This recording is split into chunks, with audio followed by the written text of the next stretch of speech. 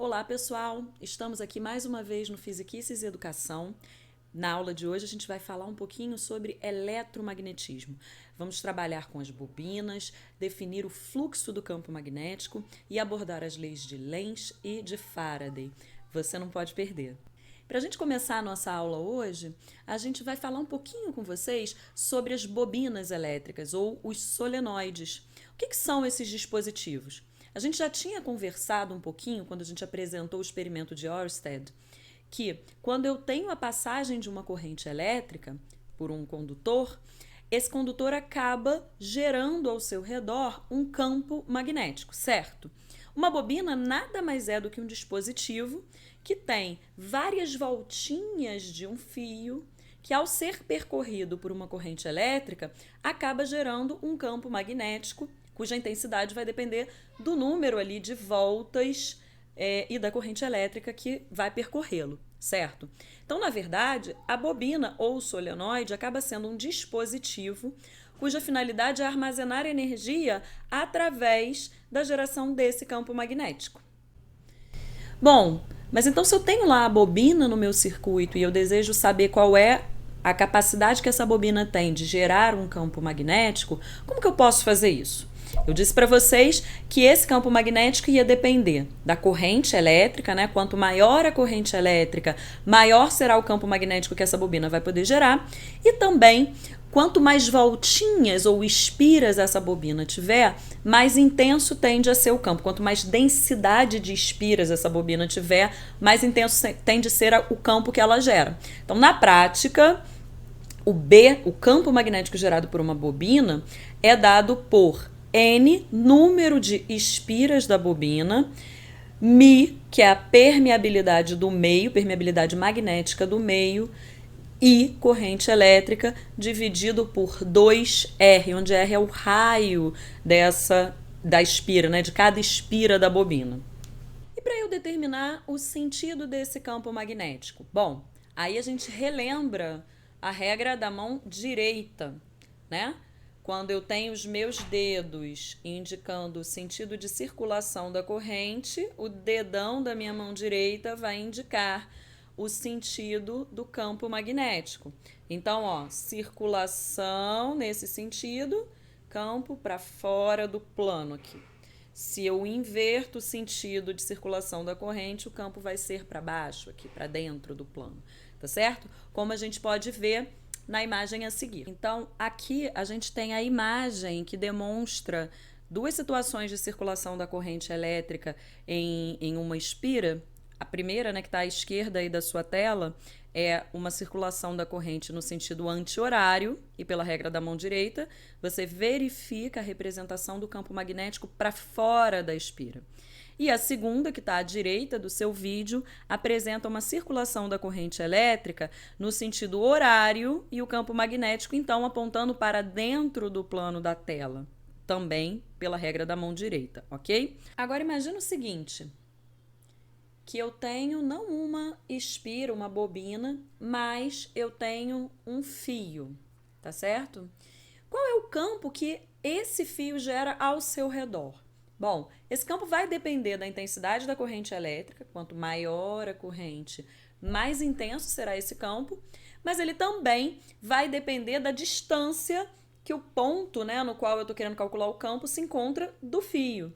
Ou seja, ele vai ser inversamente proporcional a essa distância, de tal forma que o campo gerado por um fio percorrido por uma corrente em um determinado ponto, ele pode ser calculado como μ I sobre 2πr. Da mesma maneira que no caso anterior, a gente vai tentar fazer um exemplo de aplicação desse conceito, o de indução magnética gerada por um fio num determinado ponto, né, através de um exemplo resolvido.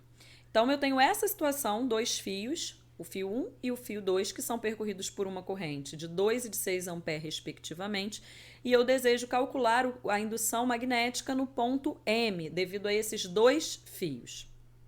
Bom, eu vou também imaginar a indução magnética gerada por cada fio de maneira isolada, e aí eu vou fazer a soma dessas duas influências, né? Então, vamos lá. Devido ao fio 1, eu tenho o seguinte, usando a regra da mão direita, o vetor originado pela corrente I1 ali no ponto M é um vetor que aponta para fora da tela, né? A indução magnética apontaria para fora da tela e poderia ser calculada pela equação B1 igual a μ0 I1 sobre 2πr1. Substituindo os valores, eu teria aí um campo de 5 vezes 10 a menos 7 Tesla, o campo magnético no ponto M, tá bom? Beleza. Vamos imaginar agora o que acontece com a indução magnética devido ao fio 2. Bom, pensando no fio 2, eu tenho aí, usando a regra da mão direita, né? O vetor indução magnética estaria apontando para dentro da tela. E poderia ser calculado pela mesma equação, μ2 sobre 2πr2, chegando aí a um valor de 30 vezes 10 a menos 7 Tesla. Bom, como eu tenho nesse mesmo ponto vetores indução magnética de sentidos opostos, um entrando na tela de 30 vezes 10 a menos 7 e o outro saindo da tela no valor de 5 vezes 10 a menos 7 Tesla, eu vou ter que subtrair o valor dos dois, né? Assim, soma vetorial de B1 com B2, que me originaria, então, a situação de menos 5 vezes 10 a menos 7, onde eu adotei aí o valor negativo para o vetor emergindo da tela, né? E mais 30 vezes 10 a menos 7, adotando como positivo o sentido de entrada no plano da tela. E aí eu vou ter um vetor indução magnética resultante de 2,5 vezes 10 a menos 6 Tesla. Ok? Até esse momento, o que nós avaliamos foi a influência da corrente elétrica, ou seja, de cargas em movimento, sobre o campo magnético ao redor do condutor pelo qual elas estão transitando. O que a gente vai começar a discutir agora é qual é o efeito que o campo magnético pode ter sobre cargas numa determinada região. E aí, a gente vai falar um pouco sobre as observações do Faraday. O que ele percebeu? Que quando eu tinha numa determinada região um ímã próximo a um condutor, ligado aí a um multímetro, esse ímã aparentemente não afetava em nada as cargas dentro daquele condutor. Porém, quando nós produzimos uma variação nesse campo magnético, movendo, por exemplo, o ímã, aproximando ou afastando, uma corrente temporária é registrada no multímetro. Essa corrente é chamada de corrente induzida e esse fenômeno de produção de uma corrente temporária por meio da variação de um campo magnético, chamado de indução eletromagnética. E a gente vai falar um pouquinho mais sobre isso daqui para frente. Para a gente poder pensar nessa variação do campo magnético, a gente vai introduzir agora um conceito que é o conceito de fluxo de campo magnético. Imagina as linhas de campo magnético através de uma determinada região que está circunscrita pelo circuito no qual eu vou induzir uma corrente elétrica. Esse fluxo, ele depende não apenas do campo magnético em si, da intensidade do campo magnético, como também da orientação do campo magnético com relação ao circuito, né? Imagina, se eu tenho um circuito cuja seção reta está dessa forma, se o campo estiver assim, ele não flui por dentro desse circuito. Como a gente pode ver aqui nessa imagem, é como se as linhas de campo, elas escoassem através da área do circuito. Então, o fluxo, ele mede, na realidade, a projeção do campo magnético através da área determinada pelo circuito, como a gente pode ver aqui na equação. O fluxo magnético, ele é medido em Weber. 1 Weber é 1 Tesla metro quadrado, ou seja, o fluxo de 1 Tesla através da área de 1 metro quadrado desse circuito. Assim, para eu variar o fluxo do campo magnético, eu posso tanto variar a área deformando o circuito, mudar a orientação do campo magnético em relação ao circuito, porque daí eu posso ter mais ou menos linhas de campo escoando através da área que é determinada pelo circuito, ou então eu posso mudar a intensidade do campo magnético. E a gente vai ver como essa influência do fluxo do campo através do circuito vai determinar a corrente que eu consigo induzir neste circuito. Fica com a gente. Vamos voltar agora para as observações lá do Faraday, que observou que quando você tinha uma variação no campo magnético ao redor de um condutor, ele observava lá uma corrente temporária estabelecida nesse condutor. Bom, o que ocorre é o seguinte: toda vez que ocorre uma variação no fluxo do campo magnético através de um circuito, percebe-se nesse mesmo circuito o estabelecimento de uma corrente elétrica induzida que, produzindo também um campo magnético, atua no sentido de restaurar o fluxo do campo ao seu valor original.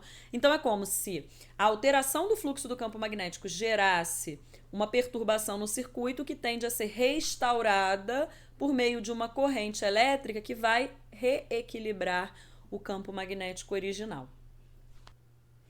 Na prática, para eu calcular o valor da força eletromotriz induzida por uma variação de fluxo de campo magnético, o que eu vou ter que calcular é qual é a taxa de variação desse fluxo em relação ao tempo. E esse sinal negativo, ele está representado justamente porque essa força eletromotriz, ela tende a restabelecer o fluxo original do campo magnético, ou seja, para uma determinada variação de fluxo, eu vou tentar atuar produzindo uma variação que compense essa oscilação do valor do fluxo, tá certo? Bom, vamos ver um exemplo de aplicação da lei de Faraday? Imagina o seguinte, que eu tenho uma espira condutora formada por uma semicircunferência de raio de 0,10 metros e 3 fios retilíneos, ou seja, 3 espiras. E ela está numa região onde existe um campo eletromagnético uniforme orientado para fora do plano do papel. E esse campo depende do tempo, tá? Ele é dado por 2t ao quadrado mais t mais 1,5, com B medido em Tesla e o tempo em segundos, ou seja, nas unidades do SI. Eu tenho lá uma fonte ideal com força eletromotriz igual a 1 volt, que é ligada à espira com uma resistência de 2 ohms. E eu estou querendo saber o seguinte: qual é o módulo da força eletromotriz induzida pelo campo B no instante t igual a 5 segundos?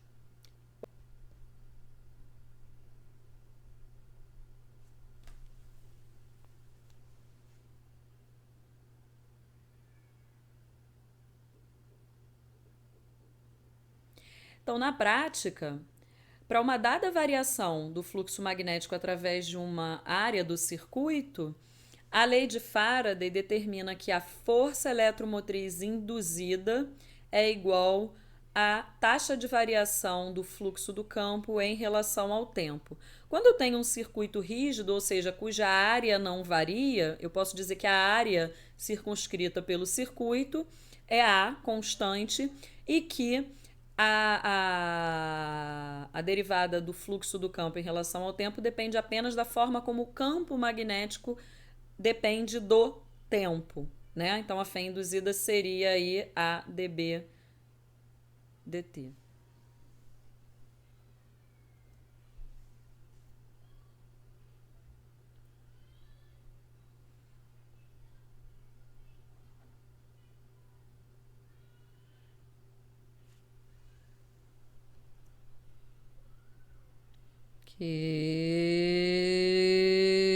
Vou tirar isso daqui.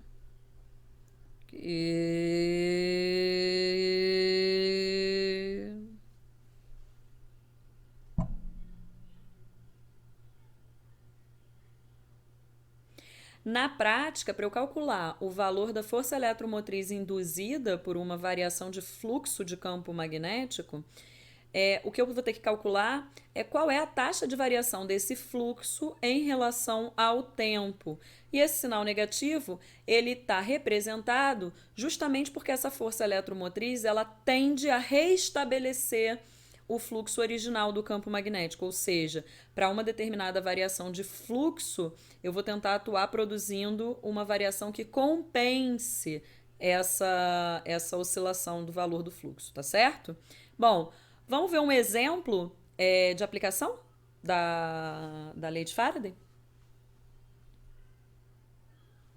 Imagina o seguinte, que eu tenho uma espira condutora formada por uma semicircunferência de raio de 0,10 metros e 3 fios retilíneos, ou seja, 3 espiras.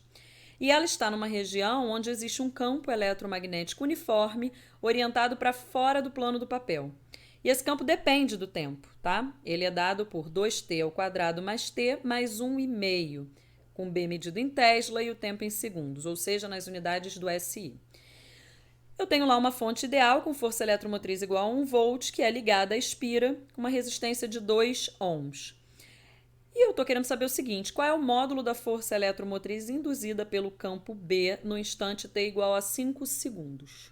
Então, resolvendo, eu tenho que calcular a derivada do fluxo do campo em relação ao tempo, né? Usando a lei de Faraday. Força eletromotriz induzida é menos dφb t dt. Bom, como esse circuito não tá ocorrendo nesse circuito nenhuma variação da área circunscrita por ele, a área é constante e eu vou calcular essa força induzida apenas por A dB T dt.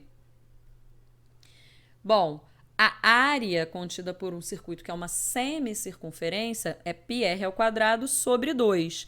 E a derivada do campo em relação ao tempo é a derivada dessa equação que eu coloquei aí dentro da derivada. Se a gente evoluir, vai me permitir calcular π 0,10 ao quadrado sobre 2 e a derivada acima vai ficar 4t mais 1. Só que eu quero calcular essa força induzida no instante de 5 segundos. Então, onde nós temos t, eu vou substituir por 5, né?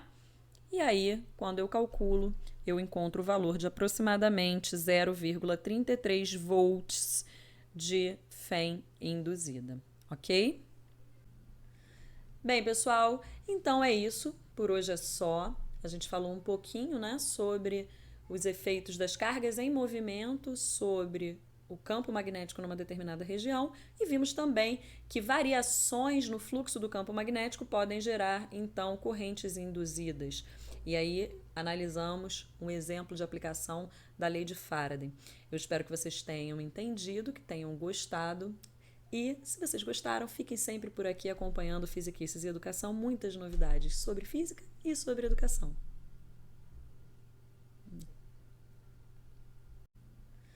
Bem, pessoal, então é isso. Por hoje é só. A gente falou um pouquinho, né, sobre os efeitos das cargas em movimento sobre o campo magnético numa determinada região e vimos também que variações no fluxo do campo magnético podem gerar, então, correntes induzidas. E aí analisamos um exemplo de aplicação da lei de Faraday. Eu espero que vocês tenham entendido, que tenham gostado. E, se vocês gostaram, fiquem sempre por aqui acompanhando Fisiquices e Educação, muitas novidades sobre física e sobre educação.